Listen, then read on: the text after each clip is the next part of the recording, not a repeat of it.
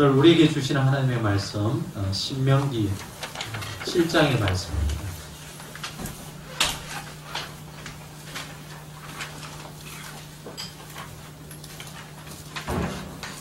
신명기 7장 6절에서 8절까지 말씀입니다. 구약성경 273면입니다. 신명기 7장 6절에서 8절까지 말씀입니다. 제가 6절 읽고 여러분 7절 읽으시고 8절은 같이 읽겠습니다. 너는 여호와 내 하나님의 성민이라. 내 하나님 여호와께서 지상 만민 중에서 너를 자기 기업의 백성으로 택하셨나니 여호와께서 너를 도와주시고 너를 택하셨으면 너희가 다른 민족보다 수요가 많기 때문이니라. 너희는 같이 읽겠습니다. 여호와께서 다만 너희를 사랑하심으로 말미암아 또는 너희의 조상들에게 하신 맹세를 지키려 하심으로 말미암아 자기의 권능의 손으로 너희를 인도하여 내시되 너희를 그 종 되었던 집에서 애굽 왕 바로의 손에서 속량하셨나니. 아멘. 네. 지난주부터 이 복음에 대한 설교를 하고 있습니다. 교회가 교회됨은 어디에 있다고요?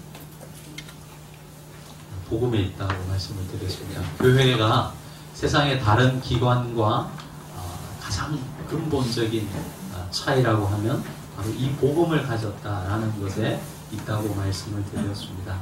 네, 오늘도 이 복음에 대한 두 번째 설교를 하려고 합니다.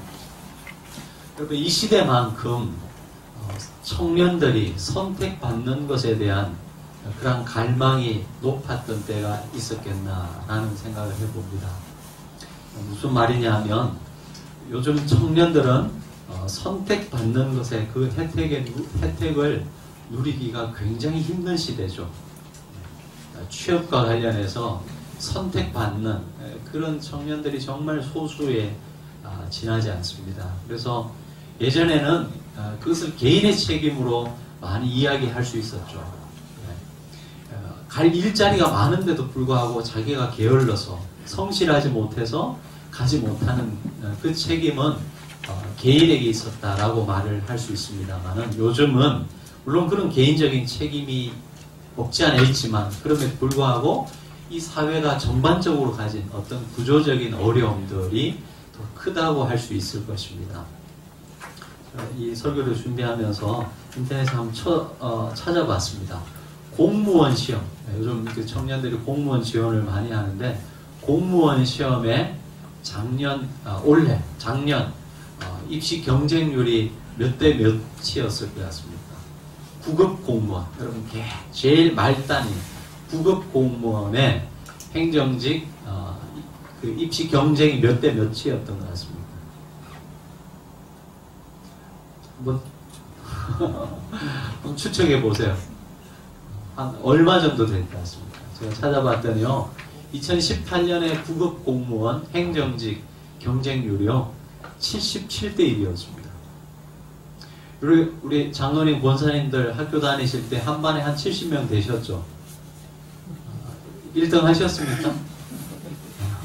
못 하셨으면 지금 우리 청년들이 시험에 합격 못한다고 뭐라 그러실 분이 아무도 없으세요.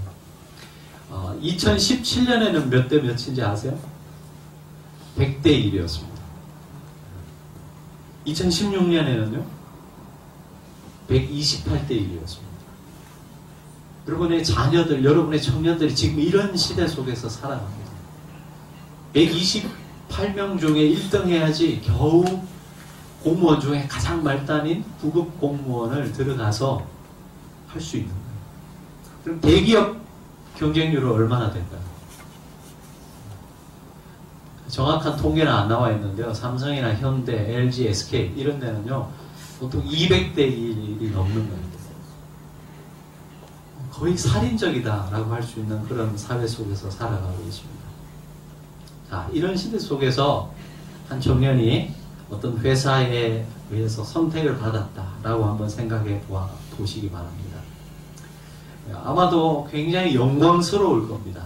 그리고 그 회사가 나를 뽑아준 거에 대해서 굉장히 기뻐할 것입니다.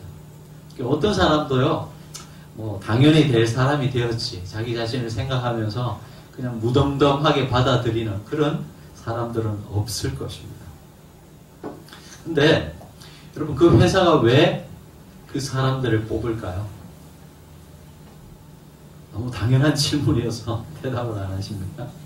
여러분, 그 사람의 인격이 좋아서 뽑습니까? 점점 무관하다고 할 수는 없지만은 그것은 큰 요인이 아닌 것 같습니다. 아마도 그 선택에서, 회사가 어떤 사람들을 뽑을 때 그 선택에서 가장 중요한 조건이라고 한다면 그 사람이 가지고 있는 재능이나 기능일 것입니다. 그렇겠죠? 여러분, 그 선택에 있어서는 철저히 give and take라는 이 자본주의의 논리가 밑바닥에 깔려 있습니다. 회사가 어떤 청년을 채용한다는 것은 그 사람이 그 회사에 유익이 되기 때문에 뽑는 것이에요. 그렇죠? 보통은 처음 입사해서는 아마도 받아가는 돈이 그 사람이 그 기업에 기여하는 것보다 훨씬 많을 것입니다. 그렇지만 먼 미래를 보면서 이 사람이 장차 이 회사에 많은 위운을 남길 것이다 라는 것을 전제하고 그런 사람들을 뽑는 것이죠. 그렇지 않겠습니까? 그런 면에서 다 기브 앤 테이크의 그 사상이 밑에 깔려 있는 것입니다. 반면에 여러분, 은퇴하는 분들이 이제 생기실 텐데, 은퇴한다는 것은 뭐 좋은 말로 하면 여러 가지 의미들이 있겠지만, 여러분, 이런 철저한 자본주의 기업 논리에 따지면 어떤 마음이, 어떤 그 생각이 그 밑에 깔려 있는 것이겠습니까? 기업에 기여하는 것보다 받아가는 돈이 많으면 은퇴할 나이가 된 것입니다. 그렇죠? 그리고 앞으로도 계속 그럴 것 같은 분들은 은퇴하실 수밖에 없습니다. 그 사람이 30년, 40년, 물론 기업에서 고마운 마음이 있겠지만은, 그렇죠? 그러나 이 사람을 계속 두면 이 회사에 기여하는 것보다는 받아가는 돈이 더 많기 때문에 은퇴시킬 수밖에 없는 그런 사회 속에서 살아갑니다. 굉장히 무서운 세상입니다. 동물들처럼 찢고 죽이는 일만 없을 뿐이지, 우리가 살아가는 이 시대는, 이 한국이란 땅은 어쩌면 굉장히 살벌한 정글과도 같은 그러한 사회다라는 것이죠. 이런 세상 속에서 살아가는 저와 여러분, 세상이 무섭지 않습니까? 이런 세상 속에서 우리에게 정말 좋은 복음의 소식을 하나님께서 우리에게 전해주고 있습니다. 오늘 우리가 읽은 이 신명기의 말씀은 모세의 마지막 유언과도 같은 말씀입니다. 출애굽한 1세대 이스라엘 백성들은 그들의 입술의 불평대로 광야 40년을 지나면서 다 그 광야에서 다 죽었습니다.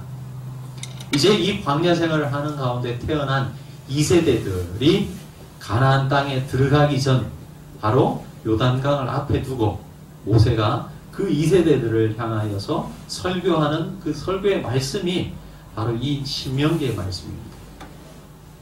굉장히 그런 면에 있어서는 이 모세가 자기의 일평생을 돌아보면서 마지막 유언과도 같은 말씀을 남기는 말씀이기 때문에 이 신명기의 말씀은 그런 면에서 굉장히 중요한 말씀이다 라고 생각할 수 있습니다.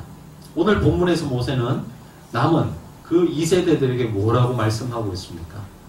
먼저는 6절을 보시면 그들의 정체성에 관한 이야기를 합니다. 6절의 말씀을 우리 같이 한번 읽어보시면 좋겠습니다. 6절의 말씀 같이 읽어보시겠습니다. 시작.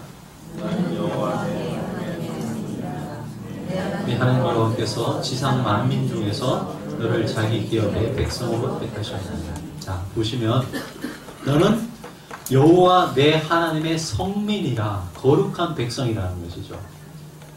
여호와께서 지상 만민 중에서 너를 자기 기업의 백성으로 택하셨다고 했습니다. 자, 여러분 한번 생각해 보시기 바랍니다. 지금 이스라엘 백성들의 처지와 형편을 한번 생각해 보십시오. 여러분, 이 광야에서 40년을 돌아다닌 백성들이었습니다. 정말 볼품없는 사람들이죠. 한 국가라고 보기도 어려운 사람들이었습니다. 영토가 있는 것이 또 아니었고, 또 전문적인 국가 조직을 갖춘 사람들도 아니었습니다. 그리고 제대로 군사훈련을 받은 군인들을 보유하고 있었던 그런 사람들도 아니었습니다. 그저 유랑민과 같은 그런 사람들을 향하여서 너희가 내가 택한 하나님의 거룩한 백성이라 이렇게 말씀하고 있습니다. 여러분, 우리가 살아가면서 나이가 들면 앞에 붙는 호칭이 점점 많아집니다. 그러시죠? 그리고 우리가 살다 보면 앞에 붙는 호칭이 내 이름보다 더 중요하게 여겨질 때가 더 많이 생기는 것 같습니다. 그리고 우리가 보통 그 앞에 붙는 그 무엇을 우리도 더 중요하게 여깁니다. 근데 정말 중요한 것은 다른 사람들이 나를 무엇이라고 보느냐 보다는 먼저는 나를 창조하신 하나님께서 나를 지금 어떤 사람으로 보고 계시느냐, 인정해 주시느냐, 그것이 가장 중요한 것 아니겠습니까? 그리고 그 빛 안에서 내가 내 자신을 어떤 사람으로 보느냐가 가장 중요한 것이죠. 다른 사람은 나를 우러러보고 칭찬을 해주고 하지만 늘 열등감과 자괴감 속에서 자기 자신을 비하하는 인생을 살아간다면 그 사람의 인생만큼 비참한 그런 인생은 없을 것입니다. 중요한 것은 먼저는 하나님이 나를 어떤 존재로 보느냐, 그리고 그 빛 안에서 내가 내 자신을 어떻게 바라보느냐가 가장 중요한 그러한 정체성이겠죠. 오늘 이 말씀을 보면 이 초라하고 보잘것없는 오합지졸과 같은 이스라엘 백성들을 향해서 하나님께서는 너희는 그저 유랑하는 그런 사람들이 아니고 내 하나님의 거룩한 백성이라 그렇게 명령하고 있습니다. 여러분, 우리 그리스도인을 부르는 호칭 중에도 여러 가지 호칭이 있습니다. 장로라고, 또 권사라고, 집사라고 부르는 교회 안에서의 직분이 있습니다. 그러나 생각해보면 이 성도라는 직분보다 여러분 더 정말 영광스러운 직분이 있을까 한번 생각해보게 됩니다. 여러분, 성도, 거룩한 하나님의 백성, 여러분 이 호칭보다 저와 여러분에게 더 영광스러운 그런 호칭이 있습니까? 여러분 자신들을 보면서 내가 거룩한 하나님의 백성, 성도라 불리기에 부족함이 없다라고 생각을 하시는지요? 저는 전혀 그런 생각이 안 듭니다. 여러분을 향해서가 아니라 제 자신을 향해서. 여러분 보실 때는 어떨지 모르겠지만 정말 이 성도라 불리는 이것에 대한 부담을 참 많이 가지고 있습니다. 저와 여러분 이제 1년 정도 같이 생활했지 않습니까? 근데 이제 5년, 10년, 이렇게 20년 지나면 아마 제 밑바닥을 다 보실 거예요. 아직까지 1년밖에 안 지났기 때문에 서로에 대해서 알아가는 허니문이기 때문에 좋게 봐주시는 경향이 많이 있는 것 같지만 여러분 5년, 10년, 20년 같이 생활하다 보면 밑바닥이 다 드러나지 않습니까? 그렇죠? 저희 부족함과 연약함을 이제 시간이 지나면 지날수록 여러분 다 아시게 될 겁니다. 그때 놀라지 마시라고 미리 말씀드리는 겁니다. 그리고 목사님 그럴 줄 몰랐습니다. 이렇게 말씀하지 마시기 바랍니다. 원래 그런 사람이에요. 그렇죠? 그런 제 자신을 알기 때문에 하나님께서 나를 성도라 불러주신다. 이 감당하기가 참 힘든 거죠. 그래서 어떤 분들은 그렇게 고백합니다. 성도라는 말을 쓰기가 너무 부담스러운 거예요. 본인을 향해서. 그래서 그냥 신자라고 불러주시면 좋겠습니다. 이렇게 말씀하시는 분들도 봤습니다. 여러분, 그 보잘것없는 이스라엘 백성을 하나님께서 택하시고 거룩한 백성이라고 지금 불러주시고 있습니다. 근데 하나님께서 그들을 거룩한 백성이라고 불러주시는 그 근거가 무엇이겠습니까? 그 이유는 그들 자신에게 어떠한 그런 선택받을 꼬리가 있어서 하나님께서 그들을 그렇게 불러주시는 것이 아니라 그것은 전적인 하나님의 주권적인 선택이었다는 것을 오늘 말씀은 우리에게 말씀해주고 있습니다. 그리고 그런 하나님께서 이스라엘을 선택하신 이유를 말씀하고 있습니다. 여러분, 왜 수많은 민족들이 이 땅에 수천 민족이 있다라고 하는데 왜 그 수천의 민족 가운데서도 유독 이 유대인들을 하나님께서 택하셨을까요? 그들에게 신앙심이 남다른 그런 면이 있어서 이스라엘 민족을 택했을까요? 하나님을 잘 믿는 백성이었기 때문에. 여러분, 출애굽기를 한번 보시기 바랍니다. 여러분, 출애굽기를 보면 유대인들처럼 하나님을 신뢰하지 못하는 백성이 또 어디 있을까라는 생각이 들 정도로 그들은 수없이 하나님을 반역하죠. 여러분, 이 세상 어떤 민족도 그런 기적을 체험하지 못했어요. 눈앞에서 홍해가 갈라지는 역사를 그 어떤 민족도 체험하지 못했습니다. 근데 유대인들은 그것을 체험했던 사람들이었습니다. 그럼에도 불구하고 3일 지나서 먹을 물이 없다고 하나님께 불평하는 그들의 모습을 봅니다. 40년간을 하나님께서 먹여주셨어요. 전혀 일하지 않았는데 먹여주고 입혀주셨습니다. 날마다 그 하나님의 기적을 체험했던 사람들이 바로 이 유대인들이었습니다. 그럼에도 불구하고 그들은 너무나 하나님을 신뢰하지 못했습니다. 그들의 조상 아브라함은 어떤 사람이었습니까? 그 아브라함의 아버지 데라는요, 우상을 만드는 그런 사람들이었습니다. 근본이, 백그라운드가 그렇게 좋은 사람이 아니었다는 것이죠. 여러분, 세상살이, 세상 사람들도 하나님께서 이런 은혜를 부어주셨으면 의리라도 있을 겁니다. 근데 이스라엘 민족들은 그런 의리도 없었어요. 열왕기고를 한번 보시기 바랍니다. 하나님께서 도저히 안 되겠다 싶어서 그냥 망하게 만들고 흩어버리세요. 그런 민족이 이 사람들이었습니다.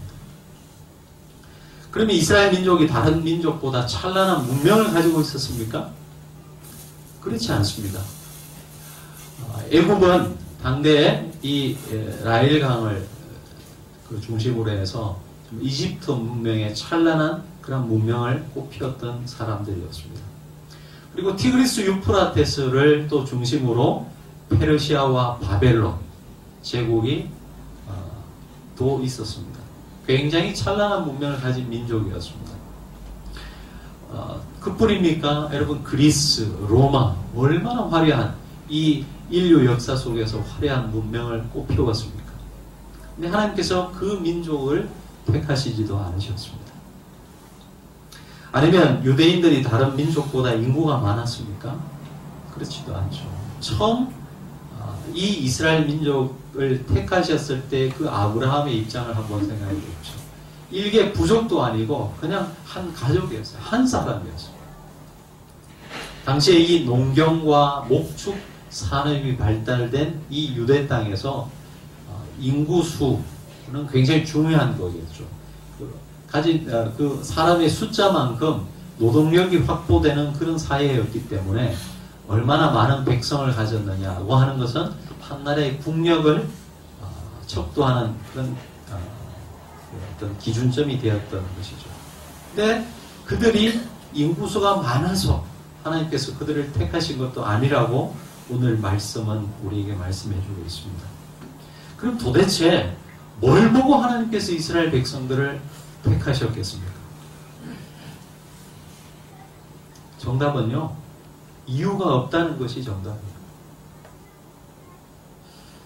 7절에서 이렇게 말씀하고 있습니다. 여호와께서 너희를 기뻐하시고 너희를 택하심은 너희가 다른 민족보다 수요가 많기 때문이 아니니라. 오히려 너희는 모든 민족 중에 가장 적으니라 말씀하고 있습니다. 자, 그러면 여러분, 적다는 것이 하나님의 선택의 기준이었을까요? 그것도 아니겠죠. 아무런 조건이 없는 선택이었다는 것을 이렇게 표현하고 있을 뿐입니다. 여러분, 하나님은 가난한 사람들만 사랑하세요? 그렇지 않죠. 부자도 사랑하십니다. 다만 부자 스스로 그 하나님의 은총을 외면할 때가 많다는 것뿐이지, 하나님은 이 땅의 모든 민족들, 모든 사람들을 다 사랑하십니다. 하나님의 선택은 수의 많고 적음 때문이 아니었습니다. 선택에 이유가 없다는 것이 사실은 이유였어요.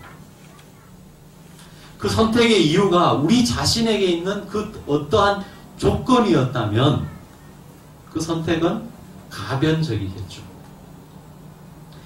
제가 아는 우리 동기 목사님 중에 한 분, 조금 연세 드신 목사님 계신데 참 가깝게 있고 교제를 합니다. 그분 친구 중에 한 분이 예전에 이제 안기부죠.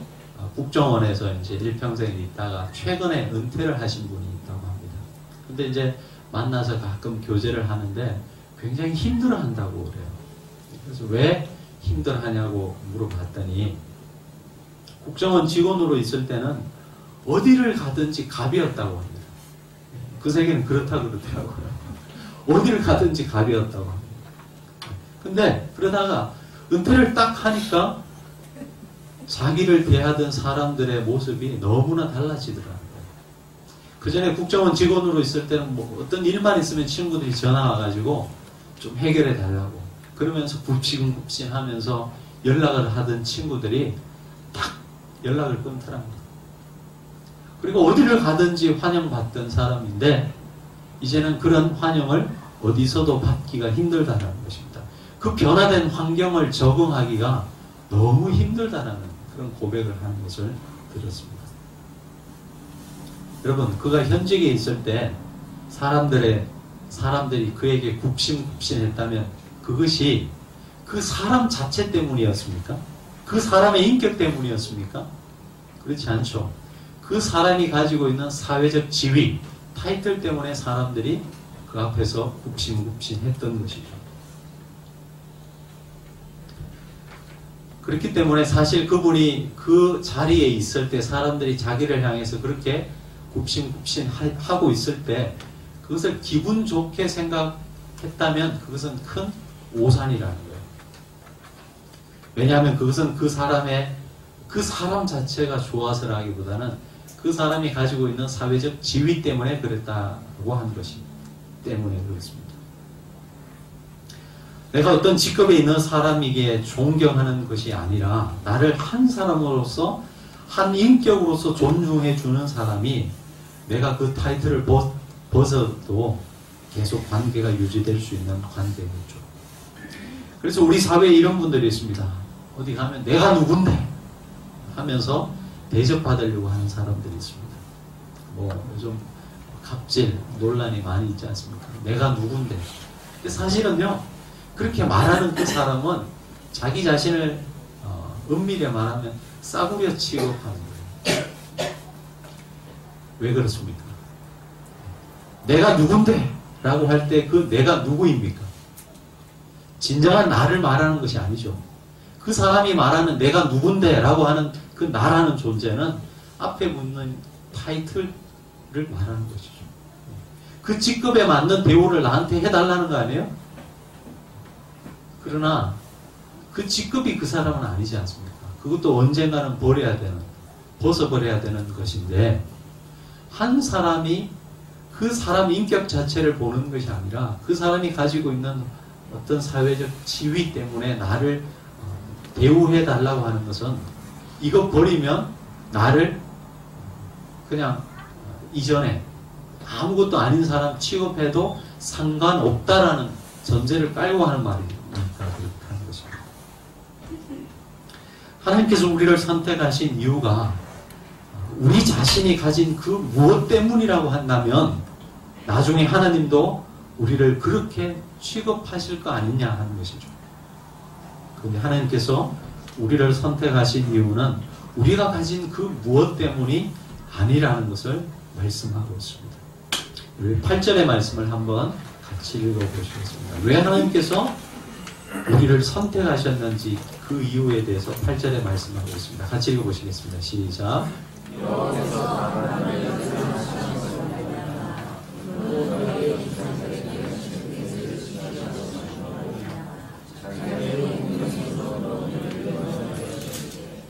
그를 그 종되었던 집에서 애굽왕 바로의 손에서 속량하셨다니. 자, 여기 보시면 딱 한 가지 이유를 하나님께서 제시하고 있습니다. 무엇이냐? 너희를 사랑하심으로 말미암아. 여러분, 사랑은 조건이 없는 게 사랑이죠. 조건이 있다면 그것은 이미 사랑이 아닐 것입니다. 유일한 조건이 있다면 사랑 그 자체가 조건이에요. 하나님께서 여러분의 그 무엇 때문에 여러분을 선택한 것이 아니라 하나님의 그 사랑이 유일한 조건이었다는 것입니다. 근데 사람들은요, 이 하나님의 조건 없는 사랑을 잘 이해를 못해요. 왜냐하면 우리 인간이란 존재가 그렇게 조건 없는 사랑을 가지고 있지도 않고 그런 사랑을 경험해 보지도 못했기 때문에 하나님께서 아무리 내가 조건 없이 너를 사랑한다라고 말씀을 하셔도 그 이해를, 그 말씀을 믿지 못하고 받아들이지 못한다는 것입니다.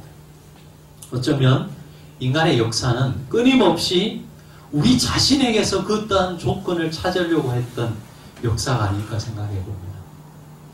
우리 인간의 종교가, 또 우리 인간이 가지고 온 이 철학을 통해서 우리 인간은 끊임없이 내 안에 어떤 조건이 있다는 것을 말해주고 싶었던 것이죠. 하지만 그 인간의 역사는 결국 실패로 돌아갈 수밖에 없었습니다. 여러분이 여러분의 의로움을 여러분 자신에게서 찾는다고 하면 여러분은 하루에도 수없이 천국과 지옥을 오갈 것입니다. 그리고 하나님이 우리를 그런 조건으로 선택하셨다면 그런 그분의 선택을 받은 사람은 아무도 없을 것입니다. 여러분이 세상을 살아가면서 여러분의 무엇 때문이 아니라 여러분 자체를 좋아하고 여러분 자체를 봐줄 수 있는 그런 사람들이 많은 사람들, 그 사람이 정말 행복한 사람일 것입니다. 저도 시골에 가면 모교회가 있습니다. 아주 리단위 교회인데요. 그래도 한 100명 넘는 굉장히 시골교회 치고는 규모가 있는 교회죠. 근데 그 교회 가면 가끔, 정말 자주는 못 가는데 가끔 가면 저를 키워주셨던 학생이고 또 교사로 만났던 장로님들도 계시고 권사님들도 계세요. 그러면 어릴 적에는 그냥 이름을 다 부르지 않습니까? 근데 이제 장성해가지고 목사라는 타이틀을 갖고 이제 시골 모교에 가면 이분들이 부담스러워 하세요. 그렇지 않겠습니까? 이해는 가죠. 그래서 저는 시골 교회에 가면 어느 분을 만나든지 그냥 이름 불러달라는 이야기를 많이 합니다. 그리고 실제로 그렇게 이름 불러주셨으면 좋겠어요.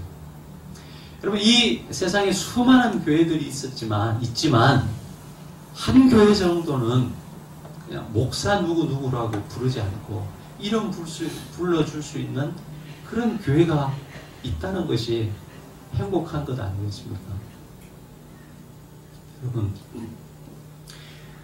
하나님께서는 우리를 선택하실 때 여러분이 가지고 있는 타이틀 때문에, 여러분이 가지고 있는 어떤 다른 사람들보다 뛰어난 재능 때문에, 아니면 여러분이 다른 사람들보다 가지고 있는 조금 더 많이 가지고 있는 여러분의 선함 때문에 하나님께서 저와 여러분을 선택한 것이 아니고, 오늘 말씀을 기초해 본다면 그것은 순전한 이유 없는 하나님의 사랑 때문인 것을 오늘 우리에게 말씀해 주고 있습니다. 하나님께서 저와 여러분을 거룩한 성도라, 거룩한 하나님의 백성이요 자녀로 불러주셨습니다. 그 부르심과 선택은 우리에게 그것을 감당할 만한 자격이 있기 때문에 주어진 것이 아닙니다. 다른 사람들은 우리 자신을 몰라도 여러분은 여러분 자신을 잘 알지 않습니까? 그럼에도 불구하고 하나님은 우리를 그분의 자녀로 불러주셨습니다. 복음은 내가 해야 할 그 무엇이 아니고 이미 하나님께서 베풀어 주신 이 거룩한 초대를 알고 응답하는 것입니다. 자격 없는 우리를 그분의 거룩한 백성이라 불러주시는 이 하나님의 그 자비로운 초대 앞에 겸손함으로 나아가서 그분의 자녀됨을 그저 누릴 수 있는 우리 광야의 교회 식구들 다 될 수 있기를 주님의 이름으로 축원합니다. 같이 기도하시겠습니다. 하나님 아버지, 은혜를 감사합니다. 우리는 수없이 우리 자신에게서 하나님 앞에서 의로움 받는 백성으로서의 조건을 찾으려고 합니다. 이미 십자가에서 우리를 속량하신 주님의 그 십자가는 뒤로 한 채 끊임없이 우리는 우리 자신에게서 그 무언가를 찾아서 하나님 앞에 내놓으려고 합니다. 그것이 죄악이요, 그것이 인간의 교만임을 우리에게 말씀하시고 있는 주님의 그 음성을 듣게 하시고 그저 값없이 이유 없이 우리를 불러주시사 하나님의 백성으로 삼아주셨다는 하나님의 이 거룩한 선포를 믿음으로 아멘으로 고백하며 인정할 수 있는 저희들 될 수 있도록 인도해 주옵소서. 감사하고 예수님 이름으로 기도합니다.